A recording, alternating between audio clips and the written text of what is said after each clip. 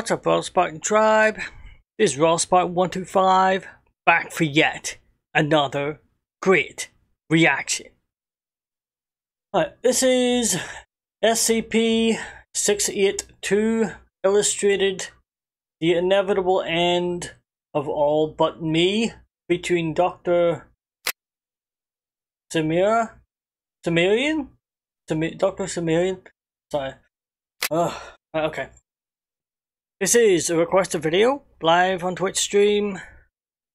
And if you'd like me to react to any other video, just leave it in the comment section down below, and I'll get to it as soon as I can. I'll be leaving links in the description down below for this video and its channel. So be sure to check out my links while you're there as well, yeah? Let's jump in.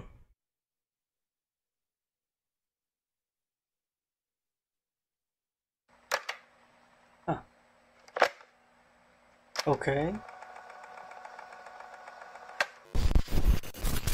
Oh. Good day everyone and welcome back to SCP Illustrated for the first video of 2020, and it's a 682 video. But it's not a versus video this time. This is a custom tale written by Dr. Cimmerian and myself, though mostly Cimmerian, I just pitched the idea. So in this video we see 682 as the universe slowly begins to die all around him. It's not dying from an XK event, it's just time. After trillions and trillions of years, even the universe will begin to grow old, and 682 has a front seat for all of it. Oh. There's no content warning needed for this one, except you might feel some sympathy for 682 by the end. But apart from that, let's begin. Time.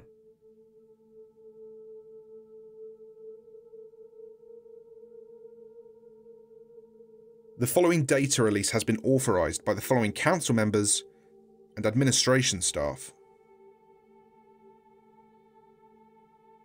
Oh. The being that wanted nothing but the end of everything, a little end of creation and existence, was suddenly confronted with the end of everything. Then what would they become? Seeing as they are part of that everything, then they would end too, and so their desire would be their own undoing. La la la. However, what if the being lived past the end of everything? With everything gone, what would they want? What would it exist for once its desires and purpose have been fulfilled? With nothing left, then surely they could not want for anything, and anything they did want for would be unobtainable. Unobtainable. Thank you. Because of this state of nothing. If an immortal wanted death, then by definition it would be unobtainable. Therefore, their want for the end of everything has resulted in them realizing that really they were looking for an end to themselves. The release has been authorized by the following council members and administration staff. Alright. Oh, that's my ice in my glass.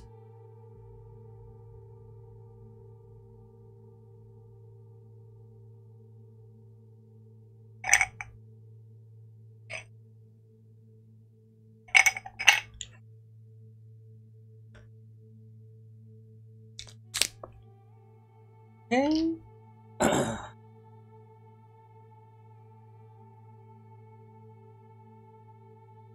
Humans were more powerful than he'd been willing to give them credit for. They shot him, burned him, electrocuted him, and finally threw him in a box. If humans could handle fighting each other, they could certainly handle fighting him. They solved world hunger, brought about world peace, cured every disease, filled every need. But they grew bored with their crystalline cities they'd built for themselves. The end of all things crept quietly along after them, unnoticed. As soon as they stopped fighting, mankind was no more. He still hated them, of course, but the ease at which they went almost astonished him. Suddenly no one cared enough. Suddenly almost no children were born. A few metal tubes threw themselves violently off the planet, and then, quite suddenly, humanity died altogether. He escaped not long after.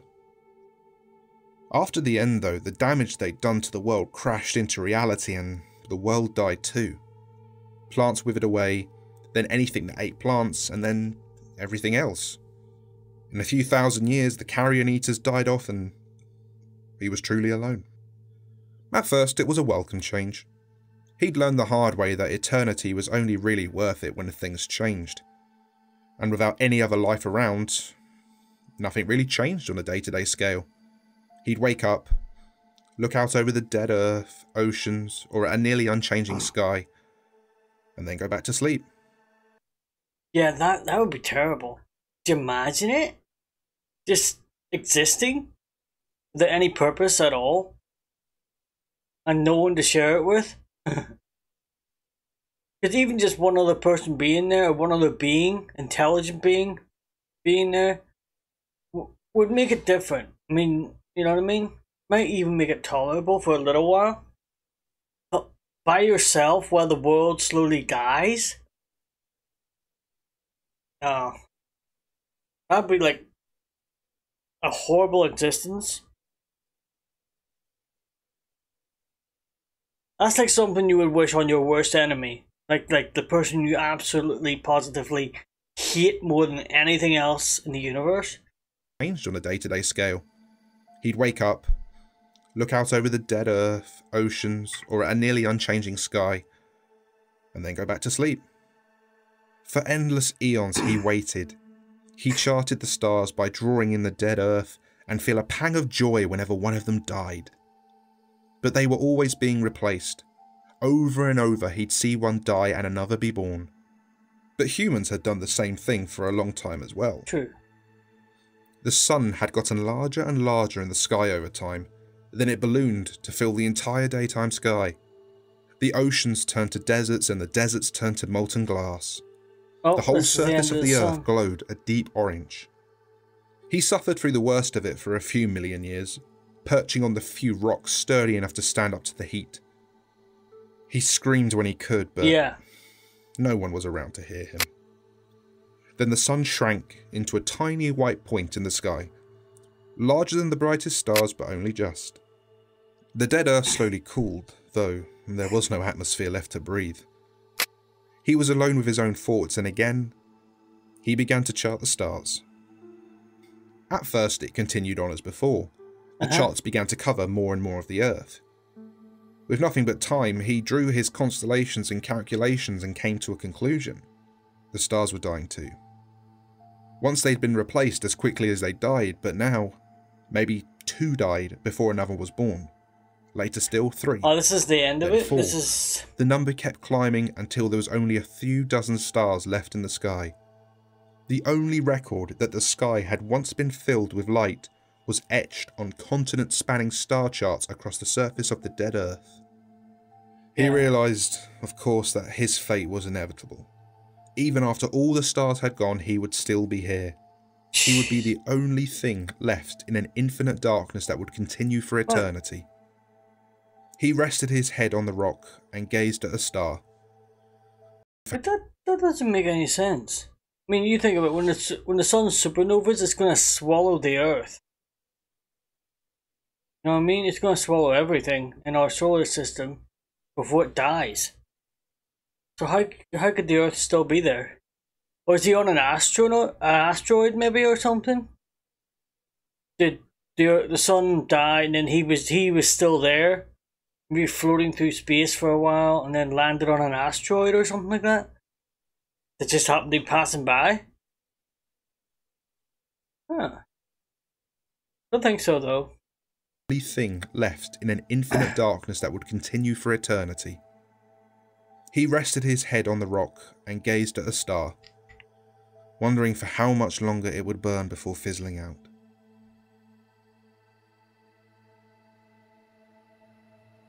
Then one day, a A trillion, No? trillion years after the last star had blinked out, 682 squinted at the dark night sky.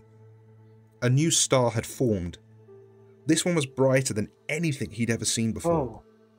It moved strangely and quickly. Eventually it darkened and disappeared. A few years on, another star joined it and darkened again. And then another. For millennia, they grew a colony above him. Larger and larger still until it hung over him, like a tantalizing treat. I know Mars is orbiting the sun, but Mars is the 4th planet from the sun. Earth is the 3rd, so Earth will go first. Then Mars. Yeah? And then another. For millennia, they grew a colony above him. What? Larger and larger still until it hung over him, like a tantalizing treat. Just out of reach. Then they began to land on his world. He felt the rage return. His world. His home. But they deliberately avoided his drawings. Chose the few blank spaces between the constellations in calculations to dig out the Earth. What? Then they placed boxes gingerly into the ground, covered them, and drew new markings. In a few months they returned, this time with another box. He approached their landing party this time, staying as hidden as he could. He looked, and they were humans. He listened to the ground for the vibrations of their speech, but the language was nothing he'd ever heard before.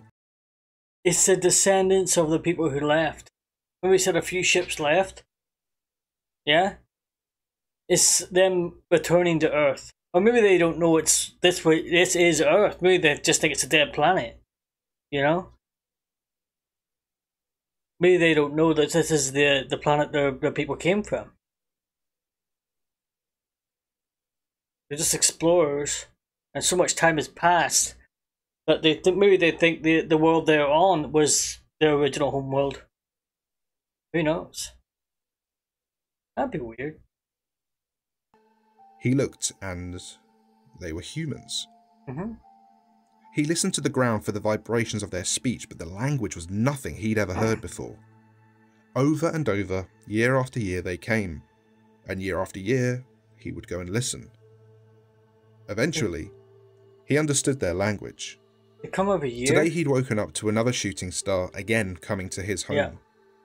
He made his way to the landing site and waited. The men and women followed the same pattern as always. He suspected they knew he was there, but they'd made no moves against him. Maybe one day he'd kill them, destroy their ship, or take it to the stars and end them once and for all.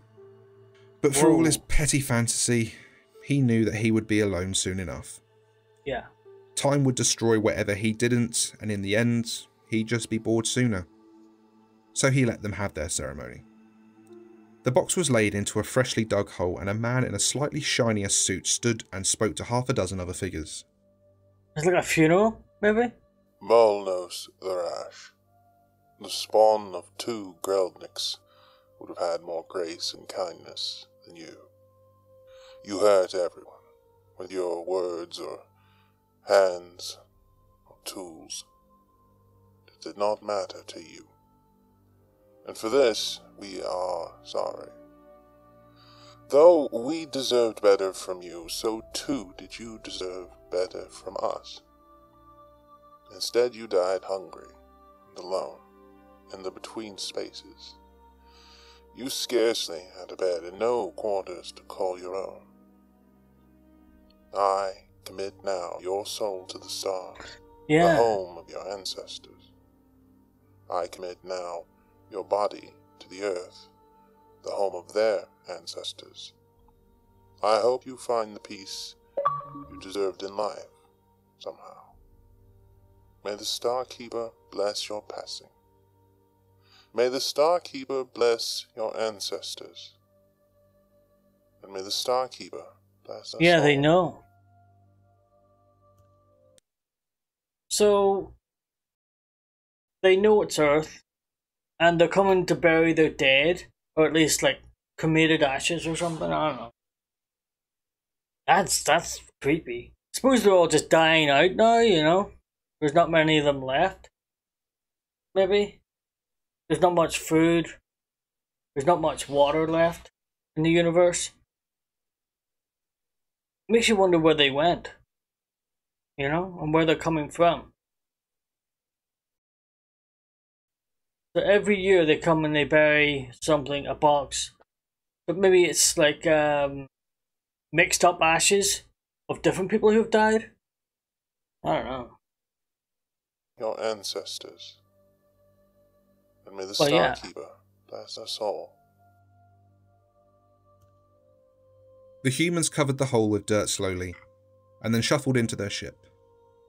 SCP-682, the Starkeeper, and the last witness to a dying universe, watched them disappear into the black eternity. So he's the Starkeeper. He walked over to the grave, pawed at the freshly dug ground, spun in place atop it, and took a nap.